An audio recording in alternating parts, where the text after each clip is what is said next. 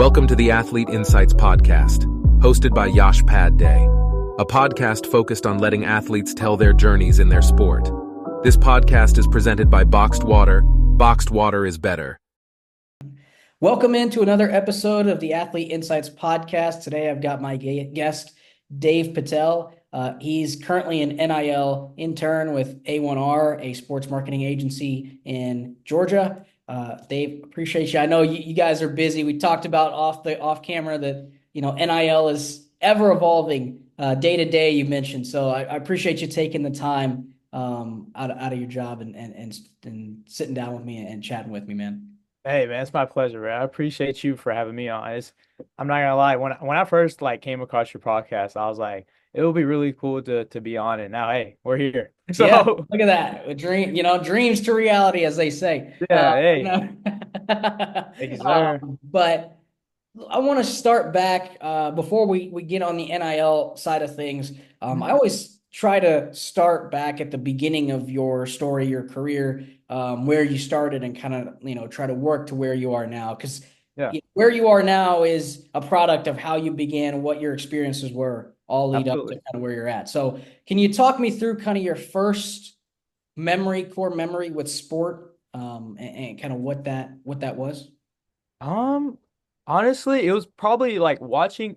I wasn't able to go to many games in person, I'll be honest, growing up. But on TV, I was trying to catch everything I could. And somehow, I don't know why, but the first memory is the Tim Tebow, number 15, running through everybody. I don't know why that's my first memory. But Tim Tebow, as a UJ alum, you're thinking Tim Tebow? Like, are you kidding me? Yeah. Lord, That's my first memory of football, of sports. Yeah, because like we talked about Tennessee, Georgia, Florida, they're Gator haters. You know what I mean? No, that's what I'm saying. And me growing up low-key a Florida fan, when I tell everyone that, they're like, what? Like, that's your, you know what I mean? Like, that's your first, you know what I mean? First memory, first introduction to sports. And it was. It's crazy.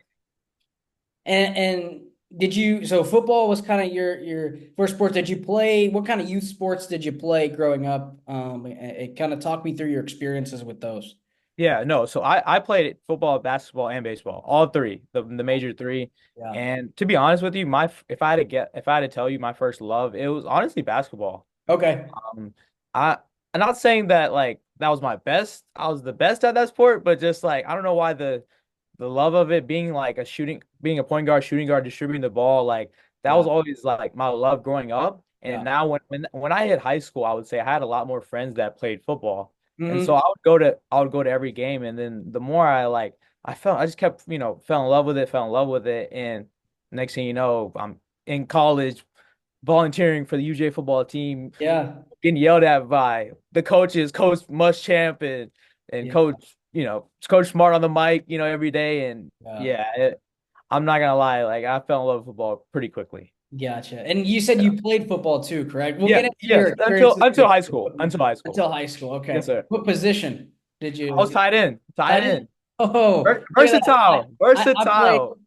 I played elementary, middle school, tight end, running back, but they switched me out to running back because I couldn't catch at all. I had no hands. So they put me at running back. But no, that's get on the jugs. The tight end connection there. But and you said did you play any sports in high school at all?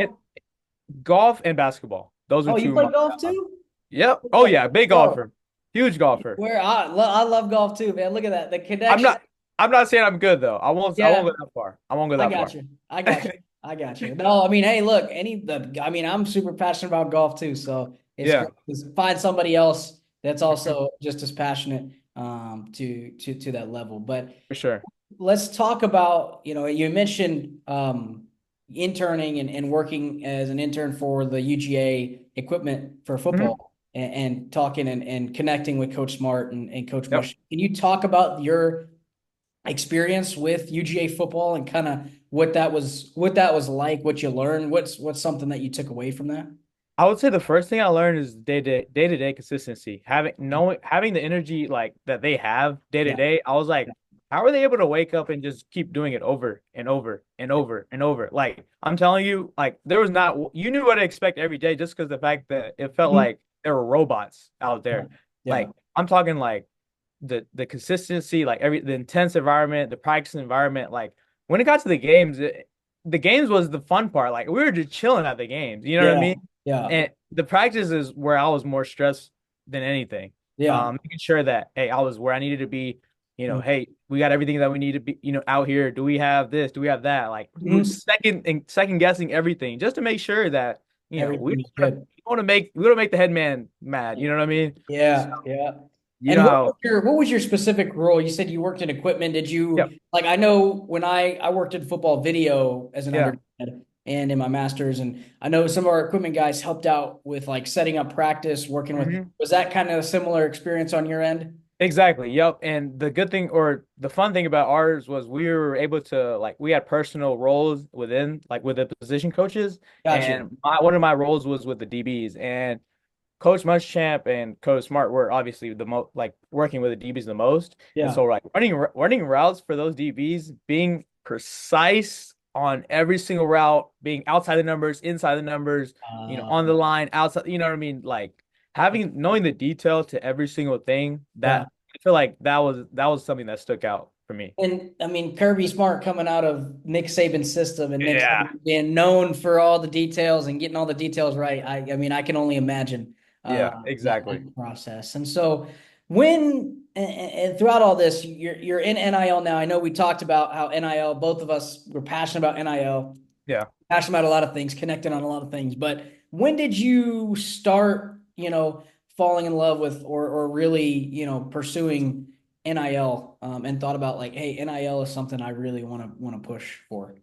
Honestly, not till probably my junior year of Yeah. college, just Okay. because the fact that obviously the legislation passed in 2021 in July, Yeah. and I would say not until 2022 I thought of it as a career or industry. You know what I mean? Like Yeah. I would say it was the sports industry, and then I think the NIL industry is kind of separating itself at this point, just Yeah. because of the amount of money that is going into it. I know a Yeah. stat that rings in my head a lot is 2.5 billion is supposed to go into the industry Oh in the wow. next 2 years, I think 2 to 3 Yeah. years, say. And so you can imagine like the amount of stuff that's going to blow up from that, whether Yeah. it's legally, marketing, management, brand, endorsement, whatever the case may be. Mhm. So honestly, when I started reading into it, more research, the professors at UGA obviously helped me a lot with that. Yeah. Um, and talking with like the people that I knew at UJ, the players even helped Yeah. me like just like oh like I got this this deal coming or this thing coming up that I got to do. And I'm like, oh, what is it? Like tell me a little bit more about it. And so Yeah. they would dive into that, and I'd be like, oh, that's pretty interesting. Like I would like to help players do You- stuff like that, Yeah. whether it's endorsements, deals, sponsorships, whatever the case may be. So Oh, and it's great. I mean, it's great to see players deserve, and I'm sure you'll agree with me on this. Players yeah. deserve to get paid a long time before all this legislation actually passed. But it's great to see players, actually being able to acquire so many deals and do all this, do all these processes and get paid what they're getting paid for what they're doing because Hmm. especially at schools like UGA, Colorado, right now with Dion, Yeah, absolutely. Texas, Ohio State. Those kids are bringing in so much money for the university. Like Hmm. they deserve that cut and they deserve that share. So it's great to No see, doubt. what NIL has done for student athletes and what it's done for the college football and Yeah. college athletics landscape, not just college football. Hmm. But football also. But um, I want to talk about A1R. How did you come across A1R and how did you end up landing your role with A1R? Honestly, not until post grad. I was just helping my parents out. We have a couple businesses in the area, in the Atlanta area, and I was Okay. helping them out. And I came across Anthony Raya, which is ironically my boss, and Uh-huh. stands for A1R, Yeah. um, in the name. And he was looking for an intern in the Georgia area, Oh, and I was gotcha. like, okay, like I'm kind of interested. Like she wasn't sure if it was going to be NIL or not, but it was Yeah. just a marketing internship at first. Yeah. And it was in sports related, sports based. And I Yeah. was like, okay, like, I'll take the internship. Let me see what it's about. Yeah. And basically what Anthony got into is he has a basketball background. He's an NBA agent, and he's just now getting to the NIL world. Gotcha. And he opened with his partner, opened A1R. Mm, Is actually is based out of New York, but we're everywhere, if you will. You know what I yeah, mean? yeah, So like, yeah. So and then basically, yeah, I got the interview, talk with him. I like what he wanted to do in the future. yeah. Kind of give me a little bit more power than I guess more interns usually would have, I guess. Okay. If you will, more incentives in the contract and stuff like that. Gotcha. And attracted me definitely because he was down to, basically be my mentor at this point. Um, Yeah. and kind of coordinating every professional move. Yeah. So because like I'm still, I'm 22, I'm still just Young. Yeah. going to, bachelor's and masters and going Yeah. from there Yeah. and getting certified by, the NBPA and FLPA and Yeah. MLPA and all that stuff. You know how That those process. Yeah. Yeah. CBAs work and all that stuff. So No, yeah, it's great to see kind of, with your role. And obviously, I've only known you so far through LinkedIn, but it's been great to connect with yourself and seeing kind of your role with A1R and what you've been able to do. And so can you walk me through and walk our viewers through like a day-to-day kind of what that entails in your internship? yeah. Day to day, it's mostly just reaching out to businesses, reaching Gotcha. out to our clients, making sure that hey, you're good. Gotcha. Making sure that hey, they got a deliverable coming up. Meaning Hmm. deliverable meaning like whether it's a post or a signing, autograph signing, or an appearance. Making Gotcha. sure that hey, remind them that is it okay with your schedule? Yeah. You okay with like is there enough? Coach is okay with that? Like we're good to Mhm. go. Yeah. Just confirming with them, making sure off the field they're okay. You know what I mean? Because they're people at the end of the day, they're kids, they're 18, 19, 20, 21, 22. Yeah. You know what I mean? So like just talking normally with them, making sure that they're good. And then with the professional side, Yeah. reaching out to businesses, coordinating with the businesses that we already have deals with, maybe seeing if there, is there anything in the future that they want to do. Yeah, we obviously recruiting new players to our agency as well. Can't forget that part. Yeah. Um, and just That's an yeah, important, I go from mean, there. that from college sports too, and college football, how much recruiting Oh, is such a role in college recruiting's football. everywhere. It's a 365-day job now, coach, Yeah, and literally. doing all that. So, Yeah. no, it's cool to see what you've been able to do. And I want to kind of get your perspective on what you think the future of NIL holds. What do where, I mean, it's changed. Obviously, it's changed. You can't really, it's a tough question, but I No, just no, want, yeah. there's no right or wrong answer, but I just want to kind of get your perspective on where you see the future going. Honestly, I feel like this upcoming election has a lot to do with it. Yeah. I'm not saying like one or other is gonna have a big effect on it, Yeah. but there has to be some rules and regulations that Yeah. set rules and regulations. And I feel it has to be more national than state by state. Right That's, now, I feel yeah. like it's a lot of it's state by state Yeah. legislation or Yeah. legislation, if you Hmm. will. Yeah. And I feel like there was a national set of guidelines, not maybe not by NCAA, because I don't know if they're the best people to be doing that right now, but I don't know if it's the government or maybe it's a separate entity, a third party. I don't know what it is that we got to Well, step and in and you've got like California and Texas who have restrictive laws, and and some states that are super laxed on and then you bring collectives into this oh process. gosh. Like that's a whole nother deal with Yeah. what collectives can do in certain states versus what they can't do. Yeah. So And no, who's I really agree. overseeing these collectives at the end of the day, you know what I Yeah, mean? like, So and I agree with you. I think there's got to be some national regulation. I'm all for athletes getting paid. I'm all for for sure. them doing all that. But I think right now it's just a free for all, and Mhm. because I've known kids who I've helped over there at Northern Colorado where I was, like they Yeah. had 4 or 5, 6 NIL deals and they were making good amount of money, which they deserve. But I'm saying like there should be some regulation Yeah. on how those deals can be acquired, what is the rules, and I think especially for guys like players at UGA who are coming from Mhm. California, from Texas, from Arizona, like Everywhere. now you gotta understand Georgia's law with NIL, and now you gotta understand the even at Ohio State, like Will Mhm. Howard, their quarterback coming over from Kansas State, right, had a little bit of a snafu, I think, on an Yeah. NIL deal, right? So understanding the laws in the state are key in that Key. process. So And educating our clients about them too, because yeah, like we talked about before, it's day to day, week to week. yeah, It could be any time of the day. You know what I mean? Like, you yeah. got to be ready. Yeah, no, Yeah. I mean, the legislation, like I just have my phone and it like notifications just pop up, and it's like, Exactly. shoot, like not even 24 hours, we got something new or some new Oh deal yeah. that's coming through, and I'm like, oh wow, Exactly. it's You got to wild be on your toes at all times in the NIL world. That's something that I've learned for sure. for You sure, know. for sure. And throughout your career and throughout your time at UGA and what you're doing now, and you talked about your mentor at A1R now, Yeah. the founder there. What's the best piece of advice that you've ever gotten? You could be what your mentor has said to you now, could Mhm. be during your time at UGA, could be in high school. What's overall throughout your life and your career? What would be the best piece of advice that you've ever received? I would say that's a good question. I would say focus on the relationships at the end of the day.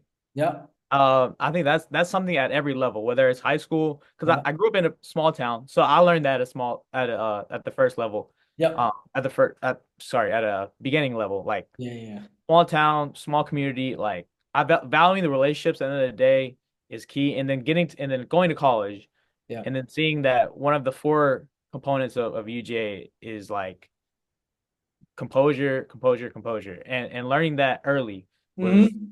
like, gotta be composed at all times. There's Yeah, gonna be highs and lows in this profession, yeah, always. yeah, And so being composed, and then now I would say for my mentor is back to at the end of the day, stuff's gonna happen. He always says stuff's gonna happen. Like stuff's gonna happen. Stuff's gonna happen. That's his favorite saying. Stuff's gonna yeah. happen. Just like stay Yeah, here, stay no, you level. gotta stay the course, and you Stay gotta the do. course, stay level, stay Mm. level. And yeah, that's probably the best advice I'd say at this point. And so I always ask my athletes that I interview after that is, I want you to picture yourself as, and I told you that the reason I started this was as a way to inspire the youth and to help the youth and educate the youth Mhm. on sport, on NIL, on a variety of different topics related to sport. And so I want to put it back on you, and I want you to picture yourself in a room with young athletes, young people, just as we were once were, Yes. young kids and the youth. With everything that you've learned through all Mhm. of your experiences, like I said, I just asked you what best advice Yeah. that you've gotten. What advice would you give to today's youth who want to be, want to succeed in the NIL space or want to Okay. succeed in the roles Got that you. you're in? So I mean, don't go for the quick money. You know what I mean? Don't go for the quick money. Remember prioritize your values first, the Mhm. long-term values. Yeah. Learning, obviously, like we talked about, educating yourself on the contracts, because people in this world, like especially in the NIL world, like they're gonna sneak some clause in that contract that you might not know. Yeah. Next, thing you know, you're trapped You're your stuck. rights for like 10 years or something like that. Something Yeah. crazy like that. You know what Yeah. I mean? So instead of going for that quick money, instead of going for the first contract that you see or the first NIL that you see, Yeah. I'm just taking your time, seeing, obviously you're not gonna get, oh, like just because you like Chipotle, you're not gonna get a Chipotle deal. But Yeah. on a smaller level, maybe you get like a local taco place, you know what I mean? Yeah. Or something like that, something that you'll be satisfied with at the end of the Mhm. day, not Yeah. just because you're just going for the money, you know what I mean? Yeah. So I would say that's definitely a priority. That's the priority number one. Great advice, right? Because I see Yeah. a lot of athletes going for the bag, as they call Yeah, it, yeah, exactly. going for the bag. And it's like, Yeah. you got to take a step back and look at, is the bag worth, whatever. And I always Yeah. tell athletes in my classes, and I'm sure you guys educate on your end as well. This isn't just a 100%. 2, 3, 4 year thing. This is a long-term relationship that you're building Exactly. with a sponsor or brand. And Uh, that's what we're trying to make it. yeah. Like one of the biggest mistakes that they make, like we talked about, is just rushing into deals without learning the long-term implications. Like Mhm. obviously we're trying to consider how each deal aligns with the personal brand, not just because like if it doesn't feel authentic, it's okay. You know what I mean? Like it's okay. Yeah. So And yeah, no, and it's great to see kind of how A1R, how you are doing that and educating, and it's great to see the parallels between kind of my experiences and your experiences. And there's a lot of good connections there. So it's great to connect with you, Dave, on that process. And no, and I appreciate you spreading the wisdom and spreading your experiences and your thoughts regarding the NIL space. And so I appreciate you. But no, that's all the time we have for this episode of the Athlete Insights podcast. Again, you can follow Dave. I'll have his social media on the video as well as in the YouTube description. So you can follow Dave and his career and you can see what he's doing in the NIL space yeah, moving forward. And then you can follow my podcast on YouTube, Google Podcast, Apple Podcast, pretty much anywhere you get podcast, you'll find this one. But Dave, again, I appreciate you taking time out of your busy schedule to no, hang out and chill with me for at least 20, 25 minutes. no Uh, worries. My pleasure. I appreciate you. Hey, hope we meet again, right? yeah, I hope we meet again. Hope we connect again and we can make some NIL magic happen in the future. 100%. I Until appreciate you. then, yeah, we'll see you later.